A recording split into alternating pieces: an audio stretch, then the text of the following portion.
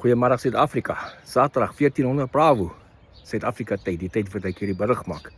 4de April, ek is Morne Botha, Koppel TV se korrespondent hier uit Amerika uit. En ons gaan voort met die update van die Iran-oorlog. So ons weet gisteroggend, is daar vroeg gisteroggend Iran tyd, is daar F-15 afgeskiet in die suidweste van Iran. Die pilot en sy weapon system officer het geëject. Later is 'n search and rescue mission ingestuur en hulle het intussen die vlieënier gekry gister.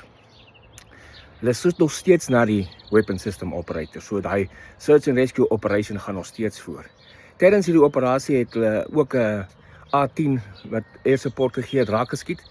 Hy het verder teruggevlieg, maar hy moes eject ook in die suidweste van Iran meer op naby die Strait of Hormuz. Hy moes daar eject en hy is gerecover, daai pilot. En ook van die helikopters wat deelgeneem het in die rescue operasie, een van hulle is raak geskiet met grondvuur, met 'n paar ouens wat seer gekry het of gewond is binne in die helikopter, maar hulle is terug en hulle is met die vlieënier terug en hulle is almal terug in veilig. So as net 2 vliegtye nou afgeskiet in Iran oorlog. Sê die begin van die oorlog, 2 vliegtye nou afgeskiet deur vyandige vuur, daai F-15 en daai A-10.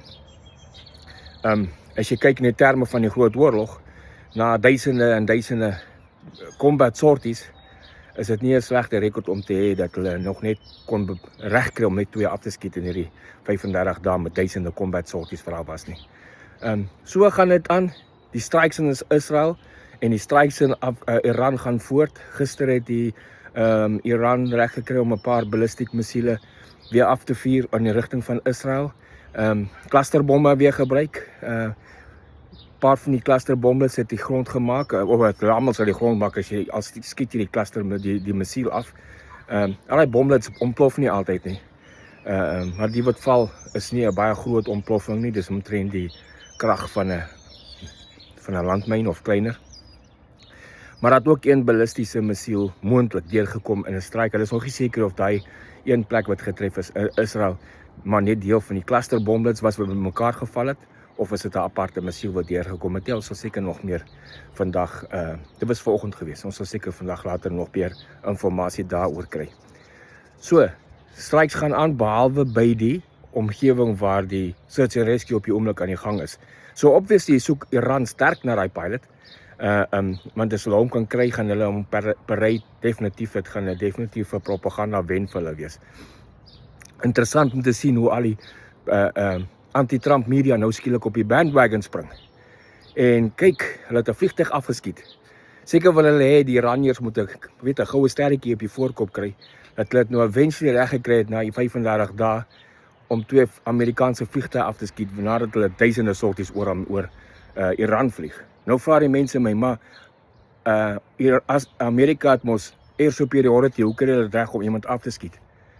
Dis nog steeds, Amerika het nog steeds air superiority. Hulle vlieg nog steeds waar hulle wil en strike nog steeds waar hulle wil. Dit beteken nie dat as jy air superiority het, dat niemand kan terugskiet na jou toe nie.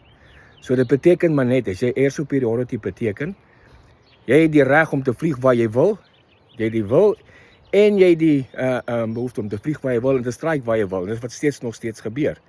Natuurlik gaan daar risks wees, daar gaan natuurlik nog altyd die poging van die vyand wees om op jou te skiet.